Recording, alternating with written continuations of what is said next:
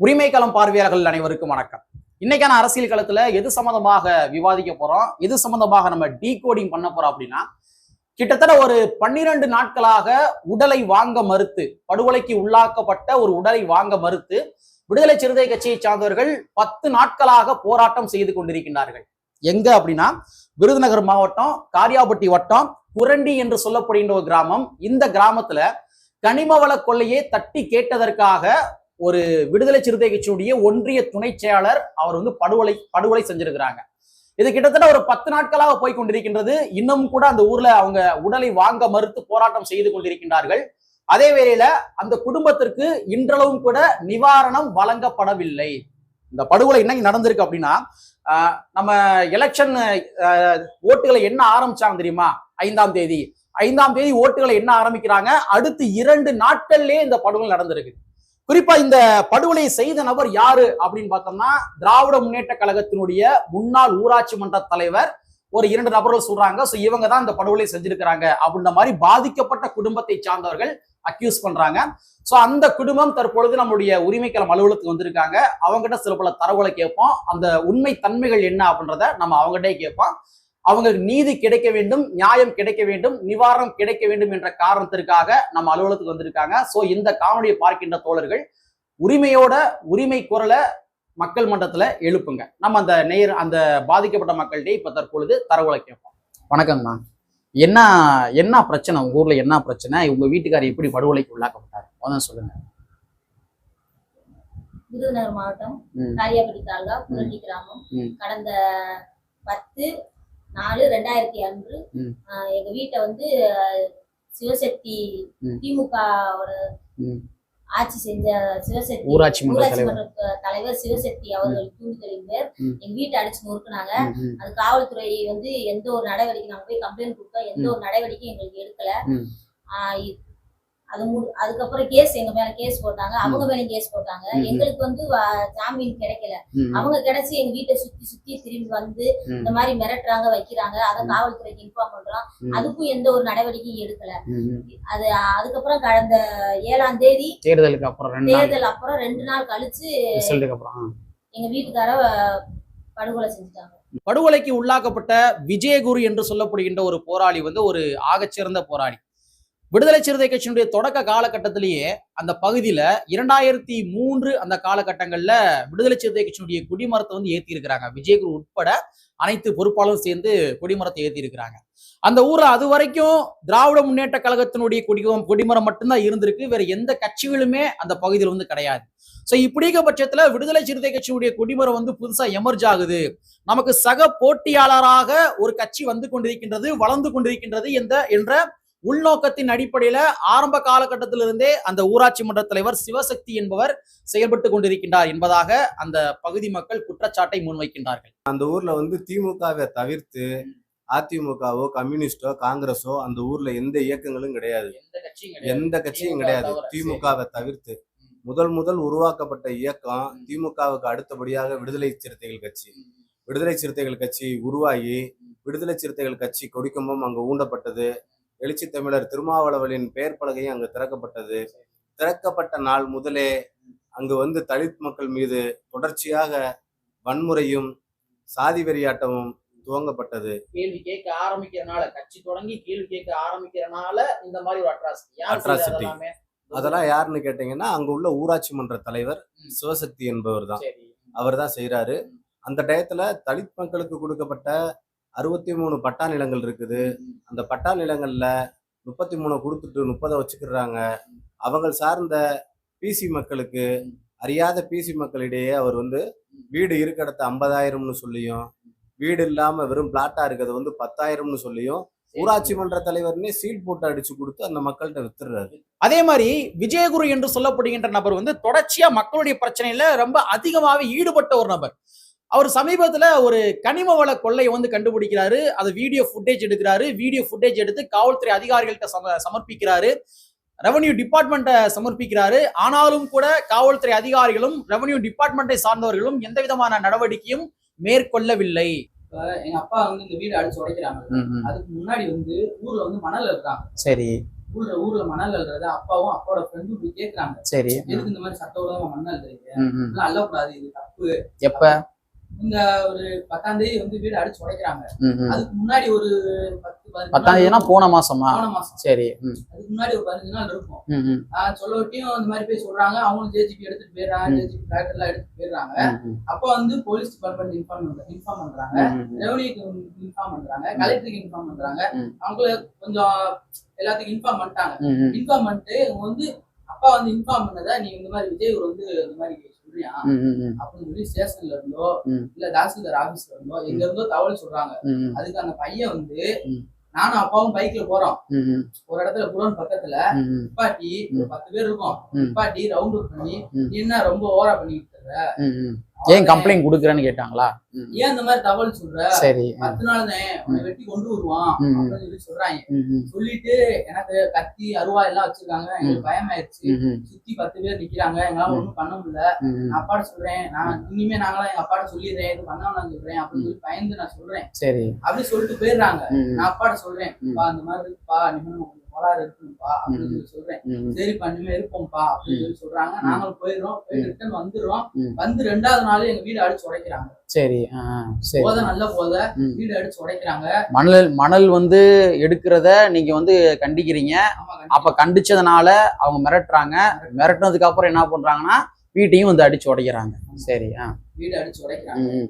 வீடு அடைச்சு உடைச்சத எல்லாம் வீடு அடிச்சு உடைச்சிட்டாங்க. நான் சம்பவம் நடந்துகிட்டு இருக்கும்போது நான் ஸ்டேஷன் கிளம்பி போயிட்டேன். ம், போய் இன்ஸ்பெக்டர் மேம் இருந்தாங்க. ம், ம். இன்ஸ்பெக்டர் மேம் வந்து ஜாக்லின் ம், அவங்க இருந்தாங்க. அந்த மாதிரி எங்க வீடெல்லாம் அடிச்சு உடைச்சிட்டாங்க. ம், ம். என்ன எங்க அம்மா அப்பா உசுரோட இருக்காங்களான்னு தெரியல, ம், ம். கொஞ்சம் சீக்கிரமா வந்து என்னன்னு பாருங்க மேடம் சொல்றேன். சரி. அவங்கதான் வர்றாங்க. ம், ம். இன்ஸ்பெக்டர் மேடமும் கொஞ்சம் கான்ஸ்டபிள்ஸ் எல்லாமே வர்றாங்க. ம், ம். வந்து சம்பவம் நடந்த இடத்துல அம்மாவை, ம். அப்பாவை, ம்.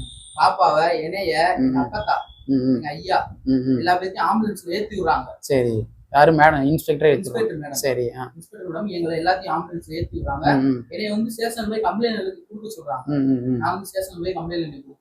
ம், ம், ம். நைட்டே எஃப்ஐஆர் போடுறாங்க. ம், ம், ம். எஃப்ஐஆர் போடுறாங்க. நாங்க எல்லாருமே ஹாஸ்பிட்டல்ல இருக்கோம். ம், ம், ம். ஆனா அவங்க ஊர்ல தான் இருக்காங்க. ம், கத்தி ம். வச்சு மிரட்டுறது வைக்கிறது எல்லாரும் ஊர்ல தான் இருக்காங்க. நாங்க போலீஸ்க்கு இன்ஃபார்ம் பண்றோம், ம். ஊர்ல இருக்காங்களா, கத்தி வச்சு மிரட்டுறாங்க, ம், ம். இது என்னன்னு பாருங்க அப்படின்னு சொல்லி ஒரு சார் போலீஸ் சார் இருந்தாங்க. ம், ம். நாங்க வந்து பந்தோஸ்துக்கு தான் வந்திருக்கோம், சரி. எங்களுக்கு இதுக்கு எந்த சம்பவம் கிடையாது ம், ம், அப்படின்னு ம். சொல்லி அது ஒரு போலீஸ் சார் சொல்றாங்க. சரி.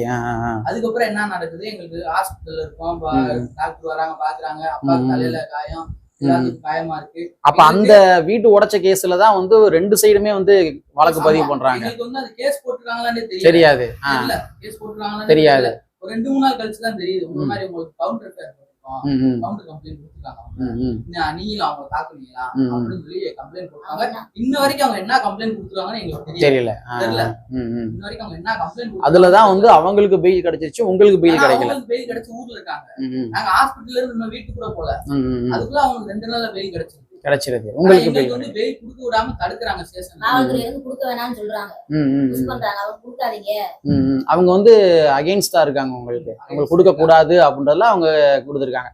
அப்ப கடைசியா சரி ஏபி எடுக்கலாம் அப்படின்ற மாதிரி நீங்க அதுக்கு டாக்குமெண்ட்ஸ் எடுத்து கிளம்ப போறாங்க. ஏபி கிடைச்சிருச்சு. கிடைச்சிருச்சு. ஏபி கிடைச்சிருச்சு. ஆ. ஏபி அப்பா வந்து ஊர்ல ஏபி கிடைச்சிட்டு தான் ஊருக்கு வராரு. சரி. அது வரைக்கும் யாரும் ஊருக்கு வரல. வரல. அம்மாவும் பாப்பா மட்டும் இருக்காங்க. ம், ம், ம், ம். ஊருக்கு வராங்க. ம். ஊருக்கு வந்து 2 நாள் அந்த மாதிரி நடக்குது. நடக்குது. ஊருக்கு வந்துட்டு ம். டாக்குமெண்ட்ஸ் எல்லாமே போய் ரெடி பண்ணி காரியாபத்துல கொடுக்குறாங்க. சரி. advocate. ம், ம். நாளைக்கு வந்துருங்கன்னு சொல்லி அட்வொகேட் சொல்றாங்க. ம், ம். காலையில 7ஆம் தேதி காலையில ம், ம். அப்பாவும் நானும் கடைக்கு போறோம். சரி. போயிட்டு பஸ் ஏத்தி விடுறோம். அப்பத்தாவ அந்த ஜாமீன்தார் ஏத்த வர்றவங்க எல்லாத்தையும் bus சரி. ஏத்தி விட்டு, ம், ம். அப்ப நான் கடைக்கு போயிட்டு வந்துடுறேன் தம்பி அப்படின்னு சொல்லி கடைக்கு கொண்டு போயிட்டாங்க. சரி. நான் வீட்டுக்கு வந்துடுறேன். ம், ம். வீட்டுக்கு வந்துட்டு அப்பா வந்து கடைக்கு போனாங்கன்னு தான் தெரியும், ரிட்டர்ன் இந்த பக்கம் போனாங்கன்னு தெரியல. ம், ம். நான் கால் பண்றேன், ம், ம். போனை எடுக்கல. ம், ம். எடுக்காம இருக்கட்டி எனக்கு கொஞ்சம் சந்தேகமாயிருச்சு. ம். என்னடா ஒரு ரிங்ல போன் எடுப்பாங்க, எடுக்க மாட்டாங்களே ம், ம். அப்படின்னு சொல்லிட்டு நான் போறேன், கடைக்கு போறேன், கடையில ஆள் இல்ல. ம், ம். திரும்ப டவுட் ஆயிருச்சு. ம். சரி ரைட்டு அம்மாய் பக்கம் போவோம் அப்படின்னு சொல்லிட்டு வரேன். ம், ம். வந்துட்டு இருக்கும்போது அந்த சவுண்ட் கேக்குது. நான் சொல்றாங்க, ம். ஆனா எங்க அப்பான்னு நான் உறுதியா நம்பல. ம், இந்த ம். மாதிரி எல்லாம் நடக்காது. ஏன்னா இந்த சரௌண்டிங்ல அந்த மாதிரி நடந்து கிடையாது. கிடையாது. நடந்து ம், கிடையாது. ம், ம். போய் பாக்குறேன், அப்பா அந்த மாதிரி கீழே இருக்காரு. நான் போன் அடிச்சு ஸ்பாட்லயே இருந்தா. ஸ்பாட்ல இறந்துட்டாரு. நான் பார்க்கும்போது இறந்துட்டாங்க. நான் அப்படியே கீழே இறங்குறேன், ஓடுறாங்க, அந்த பக்கம் திருச்சி ஓடுறாங்க.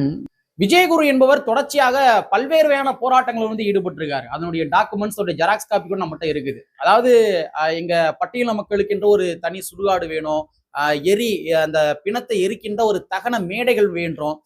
நீங்க ஊருக்கு ஒதுக்குப்புறமா எங்களுக்கு வந்து மேடை தராதீங்க, எங்களுக்கு ஊருக்கு பக்கத்திலேயே புறம்போக்கு இடத்துல இவங்களே இடத்தெல்லாம் காட்டியிருக்கிறாங்க. அந்த மாதிரி காட்டிலாம் கூட பல மக்கள் சார்ந்த போராட்டங்களை மேற்கொண்ட ஒரு நபர் தான் விஜயகுரு என்று சொல்லப்படுகின்ற ஒரு ஆகச்சிறந்த ஒரு போராளி. ஐயா வணக்கம். விருதுநகர் மாவட்ட ஆட்சித்தலைவர் அவர்களுக்கு வணக்கம். நாங்கள் வந்து பட்டியல் இனத்தை சேர்ந்தவங்க. எங்கள் சுடுகாடு எப்படி இருக்குன்னு பாருங்கள். திடீர்னு மழை வந்துருச்சு. இந்த குணத்தை எரிக்கிறதுக்குள்ளே நாங்கள் பட்ட வார்டு 5 லிட்டரு பெட்ரோல் டீசல் வாங்கி எரிக்கிற மாதிரி வந்துருச்சு. இதே இந்த ஆண்டபரமர் சுடுகாடு அங்கே பாருங்கள் எப்படி இருக்குன்னு பாருங்கள். ஏன் எங்களை மட்டும் 4 பீடா ஊராட்சி மன்ற தலைவர் வந்து 4 பீடா வந்திருக்காரு. எம்ஆர்சி சிவசக்தி அவர்கள் 4 பீடா ஊராட்சி மன்ற தலைவராக வந்திருக்காரு. ஆனால் பட்டியலின மக்களுக்கு செய்கிறதுனா மட்டும் அவருக்கு எதுவுமே செய்ய மாட்டேன்றாரு எங்களுக்காக. தயவு செஞ்சு எங்களுக்கு வந்து சுடுகாடு இந்த மேற்கூரை மட்டும் ஒன்று அமைச்சு கொடுத்தீங்கன்னா ரொம்ப நல்லா இருக்குங்கய்யா. சோ இப்படி இருக்கிற சூழ்நிலையில விஜயகுருவுடைய துணைவியார் அவர்களுக்கு ஒரு 2 குழந்தைகள். அந்த குழந்தைகளை அவங்க எப்படி வளர்க்க போறாங்க அப்படின்ற ஒரு மிகப்பெரிய கேள்விகள் உண்டாயிருக்கின்றது. சோ இதனால தமிழ்நாட்டு அரசாங்கத்திற்கு அவங்க கோரிக்கை வச்சிருக்காங்க, எங்களுக்கு தேவையான நிவாரணம் வழங்கப்பட வேண்டும், எங்களுடைய வாழ்வாதாரத்தை உறுதிப்படுத்த வேண்டும் அப்படின்ற மாதிரி அவங்க துணைவியார் கோரிக்கை வச்சிருக்கிறாங்க. கவர்மெண்ட் எங்க வீட்டுக்காரி இறந்ததுக்கு வந்து கரெக்டான நியாயம் கொடுக்கணும். நான் என்ன செய்ய போறேன்னு தெரியல, என் பிள்ளைகளை எப்படி வளர்க்க போறேன்னு தெரியல. பையன் படிச்சிருக்கான், நான் காலேஜ் 2nd இயர் போயிட்டு இருக்கேன். பாப்பா 10th போகுது. ஆமா 10வது தான் போகுது. என்னோட வாழ்வாதாரத்துக்கு நான் என்ன செய்ய போறேன்னு தெரியல. இது வரைக்கும் எங்க வீட்டுக்காரர் தான் எல்லாமே பாத்துக்கிட்டாங்க. இனி எங்கேயுமே போக விட மாட்டாங்க. எந்த வேலையும் நான் பார்த்தது இல்லை.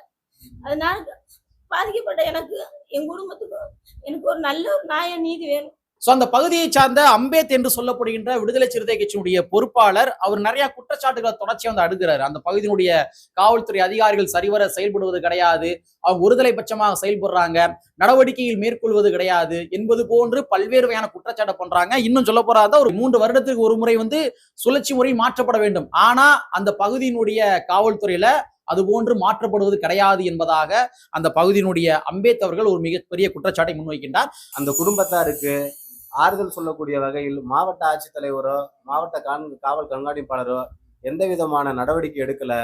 2வது தொடர்ச்சியாக விஜயகுருவுக்கு வந்து ஒருதலை பட்சமாக செயல்பட்டு விஜயகுரு மேல பல்வேறு பொய் வழக்குகளை போட்ட ஆவியூர் காவல்துறை, 2வது இந்த படுகொலையை தெரிஞ்சும் செய்ய போறாங்கன்னு தெரிஞ்சும் தடுக்காம இருந்த ஆவியூர் இன்ஸ்பெக்டர் ஜாக்லின் மற்றும் அங்க உள்ள SI ராஜசேகர், செந்தில்குமாரை வந்து பணியிட நீக்கம் சொல்லி கோரிக்கை வச்சிருக்கு.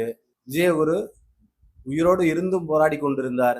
இன்னைக்கு மரணம் அடைந்தும் விருதுநகர் பிணவரையில் இருந்து போராடி கொண்டிருக்கிறார். ஓவராலா பார்க்கின்ற பொழுது தமிழக வெற்றி கழகம் தற்பொழுது ஆட்சி பொறுப்பை ஏற்றிருக்கின்றார்கள். ஆனா இந்த பிரச்சனை நடந்தது என்பது திராவிட முன்னேற்ற கழகத்தினுடைய ஆட்சியில நடந்திருக்கு. இன்னும் சொல்ல போறாங்க, திராவிட முன்னேற்ற கழகத்தினுடைய ஊராட்சி மன்ற தலைவர் தான் இது போன்ற ஒரு செயல்பாடை செய்திருக்கின்றார், ஒரு படுகொலையை மேற்கொண்டிருக்கிறார் என்பதாக அந்த குடும்பத்தை சார்ந்தவர்கள் குற்றச்சாட்டை முன்வைக்கின்றார்கள். சோ தேர்தல் முடிஞ்சு தேர்தல் ரிசல்ட் வருது. ரிசல்ட் வந்ததற்கு பின்பாக 2 நாள்ல இது போன்ற ஒரு படுகொலை நிகழ்ந்திருக்கின்றது. சோ தமிழக வெற்றி கழகத்தினுடைய அரசாங்கம் இதுல கூடுதல் கவனம் செலுத்தி பாதிக்கப்பட்ட நபர்களுக்கு நிவாரணத்தை வழங்கியாக வேண்டும். அதே வேளையில இந்த காணொலியில் அவங்க சொன்ன மாதிரி விஜயகுரு என்பவர் உயிரோடு இருந்த பொழுதும் போராட்டத்தில் ஈடுபட்டு கொண்டிருந்தார். தற்பொழுது பிணவரையிலும் கூட போராட்டத்தில் ஈடுபட்டு கொண்டிருக்கின்றார். சோ அவருடைய உடல் நல்ல முறையில் தகனம் செய்யப்பட வேண்டும். அதே வேளையில பாதிக்கப்பட்ட அந்த குடும்பத்திற்கு நிவாரணம் வழங்கப்பட வேண்டும். பாதிக்கப்பட்ட பாதிப்பை ஏற்படுத்திய குற்றவாளிகள் சிறையில் அடைக்கப்பட வேண்டும் என்பதனை இந்த காணொலி வாயிலாக நாமளும் வேண்டுகோளை முன்வைத்துக் கொண்டு கற்பி ஒன்று சேர் புரட்சி செய்து புரட்சியாளர் அம்பேத்கருடைய வரியை கூறிக்கொண்டு நிறைவு செய்கின்றோம். நன்றி, வணக்கம்.